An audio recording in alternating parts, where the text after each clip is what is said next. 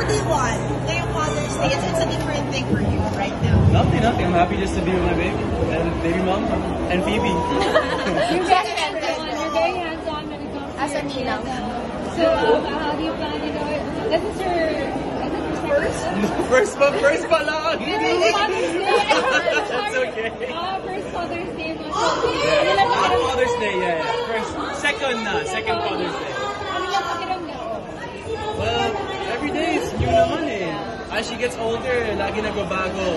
Past few days, every time she wakes up, masungit siya sa amin. So, it's always different. I have no idea. Yung kasungit. Wow. Rate mo daw si Diego. Sa lahat, rate him 1 to 10. Now, he's a 10.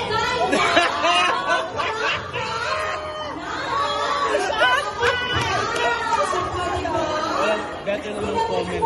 Walang mistake. Thank you.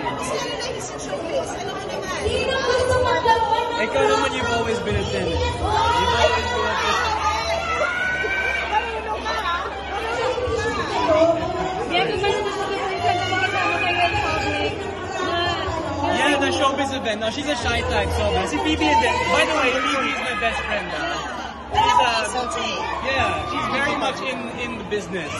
Same friends, same work pretty much.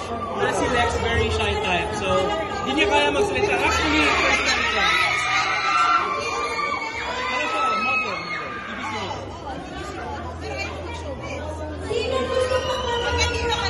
BBC model.